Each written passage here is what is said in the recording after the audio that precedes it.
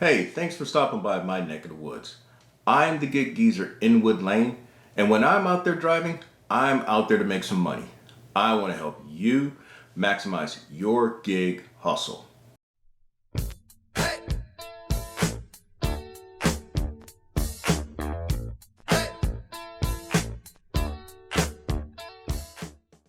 Well, obviously I'm clad in my usual cap, but I'm also wearing a jacket.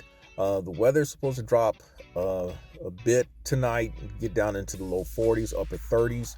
For a lot of folk in South Carolina, that's Arctic weather. I'm kind of an aberration for a Southerner. I'll sweat in 20 degrees. At the same time, I'm not going to go around wearing just short sleeves in low 40s, upper 30s temperatures, unless the night before I was outside in it and it gotten down into the 20s.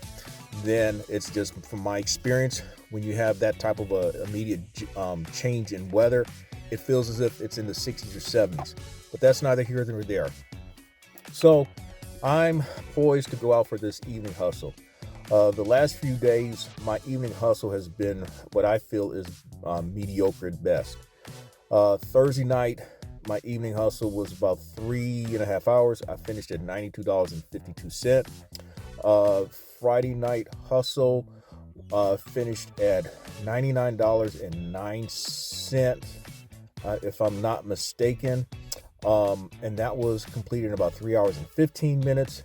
Then last night, Saturday night on the 13th, I finished at 103, 104, somewhere in there.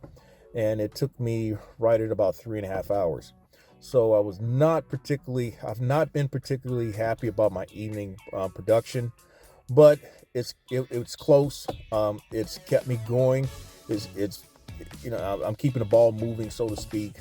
I'm on pace with a rather ordinary gig geezer type hustle this evening. I should be at 1,400 or better for the week. So because of it being nighttime and all, and as you know, with a lot of phones, you're not able to have the best of lighting. So I'm cutting this in the beginning, and then what I'll end up doing is providing some commentary afterward with the orders that I did complete. One thing I have noticed already in the past few days is that, and there's been a little bit of a chatter out there with some driver groups, is that GrubHub has changed how it counts the money. GrubHub, for the longest, for as long as I've been on board with GrubHub, and so that's been since late March of 2020. With GrubHub, if for the longest, what happens is if you mark the order as picked up and leaving, you will see your money show up on your earnings page. Well, that's no longer now. You don't see that money show up until you've marked that order as delivered.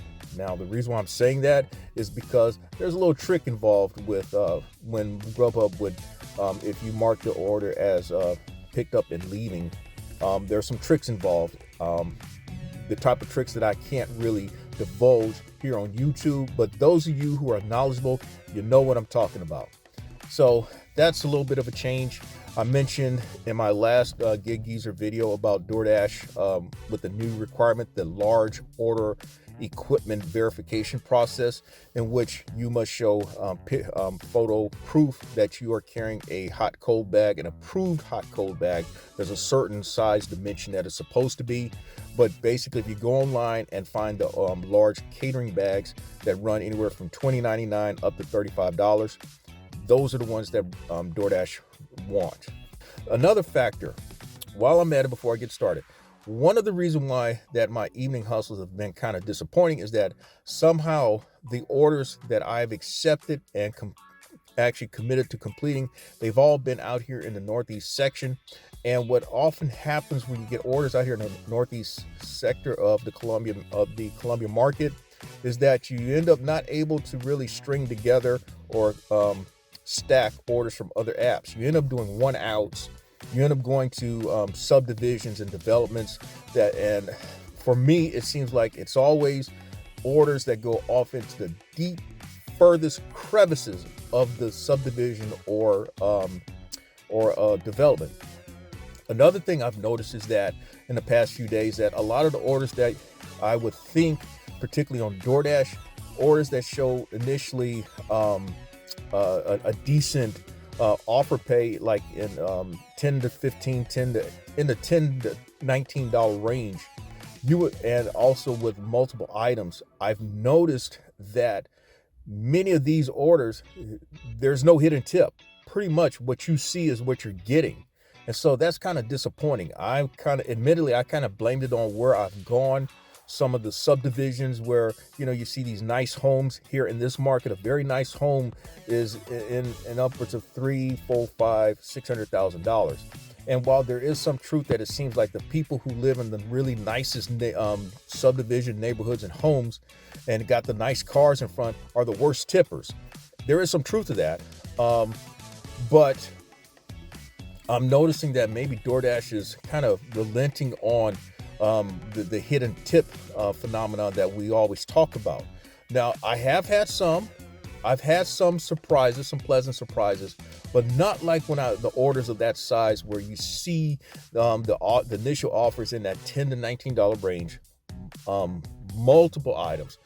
For example, one that I'm putting up here right now on Friday, which I use an example with the DoorDash equipment, large order equipment verification segment that I put up on Saturday yesterday. That order offered was $18.25. It paid $18.83, and there were 23 items. Very disappointing. Enough said. I'm going with the hustle right now, and when I see you next time, I'll be going over my hustle. Now, when I do go over it, it will be tomorrow morning on the 15th, when there's more light and probably with a much clearer mind and all. But still, I'll get back with you next time. Well, I got a little bit of light left here on Sunday evening, the 14th. And I'm going to start off with describing about that first order that I accepted for $14.25 offer. I know it says 13.2 miles at Outback. The reason why I accepted that order is because it puts me in the direction, more so than anything else, the direction of where I want to be this evening. A few segments back here on the Gig Geezer, I did one on how I gambled and grinded my way to at least $100 on a hustle. And I made some uncharacteristic decisions then where I took some orders that most people would not take. And so I may be doing the same thing tonight, in which I'm gambling and grinding to get to that number. But hopefully, again, I'll be making a quick work of it. I'm not far from Outback. In fact, a quick right and a quick left, I'll be in the parking lot of Outback. Now, with it being on Sunday night, it could be a wait. Hopefully it's not, but for $14.25, we'll see what happens. So what would you know? First person I encounter here at Outback, she says, "Oh, it's not ready." Second person comes out less than 3 minutes later. She says, "Oh, I got that one." And so I'm heading out. So the wait here is no more than 3 minutes, which is good. And so let's make some money. The Gig Geezer decided to call an audible tonight in terms of when he was going to do the follow-up on how the evening hustle went. Well, if you look at me right now, I look like the agony of defeat. That's because this hustle kicked the geezer's tail. What could go wrong went wrong, in spite of me still meeting my minimum goal of at least $100 in a hustle. It took me right at 4 hours to do that, probably an hour more than what I expected, at the very worst 30 minutes more than expected. But these things happen. Not every hustle is a great, wonderful story of how everything clicked and how the orders became like a work of art and beauty, and how the dots were connected and so forth. This is one of those nights where the geezer really had to work it. He had to grind and just stick to it. The best thing I can say is that I did not compromise on what is my normal order selection or order preferences. And well, here's what I'm going to do. I'm going to go right into the orders, kind of give a summary of each one and where things did kind of go sideways for a moment.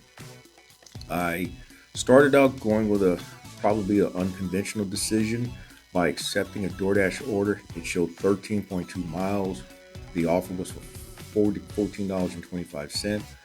The reason why I accepted it, despite there were a couple other offers on other apps that were in the opposite direction, this one was taking me in the direction of where I wanted to try to make my hustle this evening.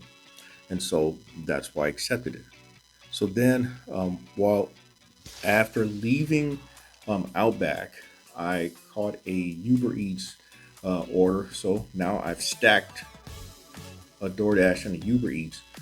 This UberEats was from Zoe's, and the order was actually going in the same direction and in the general vicinity of the DoorDash order, that is. And so that one paid $11.36. So I'm thinking I'm off to a respectable start. 2 orders in the first 30 minutes, and so I might be able to really have a nice story to share with this evening hustle. But after dropping off those 2 orders, that's when things went sideways.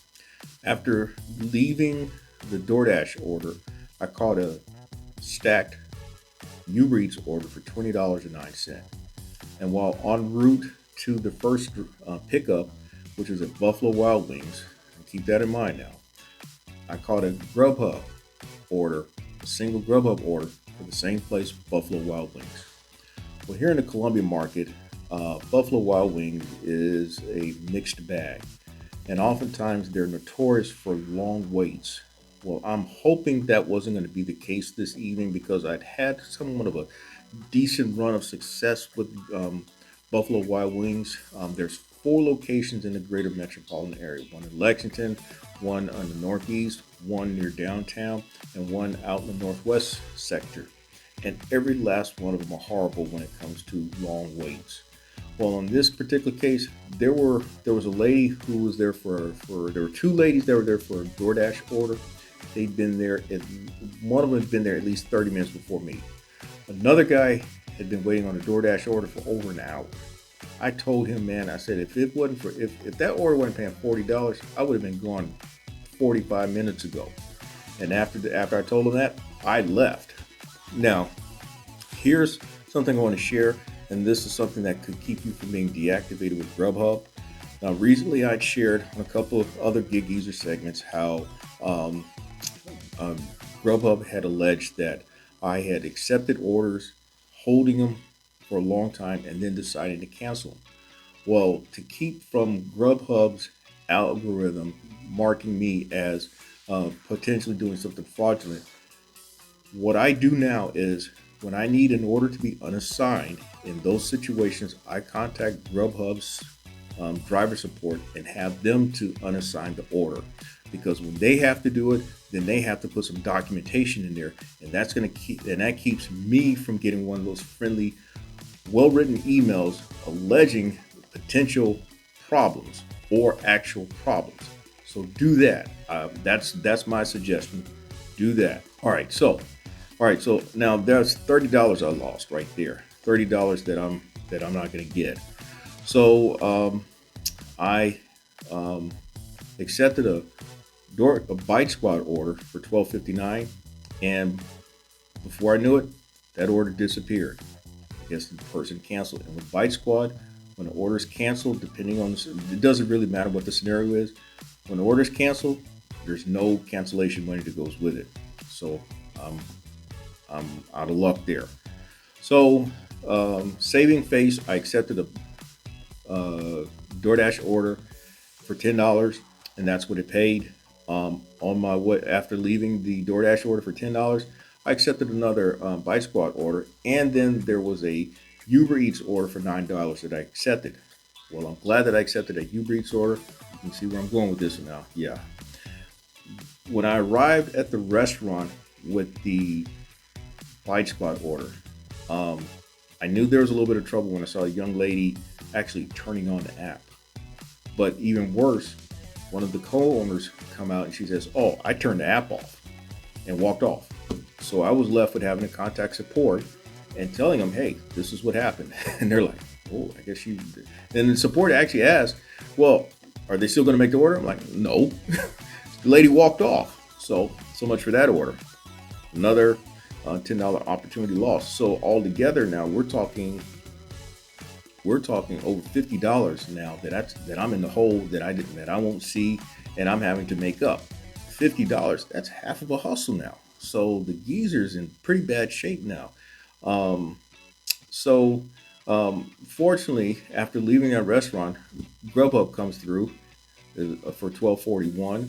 That was at a pizza establishment, and so I'm at like $58 and change, and we're like right at about 2 hours into the hustle. It's not looking good. But as I got closer to the pizza establishment, I accepted a DoorDash uh, shopping order, a shop and pay order at a grocery store, and that one paid $10.50. Well, the thing is with these DoorDash orders with the supermarkets, they're trying to mimic Instacart and ship it, but I think the problem is going to be with DoorDash when it comes to these shop and pay orders is that they treat these orders as if they're still a regular restaurant order. They're not taking there's a time crunch with these orders, and so you don't have much time in terms of supposedly marking the order as picked up, and then you definitely don't have as much time as far as marking the order as delivered. The main thing though is when the order is supposed to be picked up. There are substitutions that take place, as with this order. There are a couple of substitutions that were made. They're mimicking Instacart in terms of now where you have to take a picture of the shelves so that the person can then decide whether they want a substitution or to request a refund on the item. Instacart does that, as I just mentioned. Well, unlike now, if the customer is not as engaged, you're in trouble, and that's going to take some time. Whenever there's substitution, even with an Instacart, when you're dealing with substitutions and refunds, those take time unless the situation presents itself where you can make that decision and not have to interact with the customer. So that order happened to be also at an apartment complex. The customer did not leave a gate code, and at that place, supposedly the gate codes don't work, and so the only way you can get in is if you actually have the key the card key as a resident, or somehow you're able to get them to buzz you in. Well, the other option is as on the other side where that fence opens, you have to time it to where you can jet right on in and find that apartment. And that's what I ended up having to do. I had to risk it by, as the person came out, jet it in and then deliver the order. So that one paid $10.50, as I mentioned. And then I got a fortuitous break with a stacked BiteSquad and UberEats order from the same hamburger restaurant. The BiteSquad paid $12.29, and then the UberEats paid $12.48.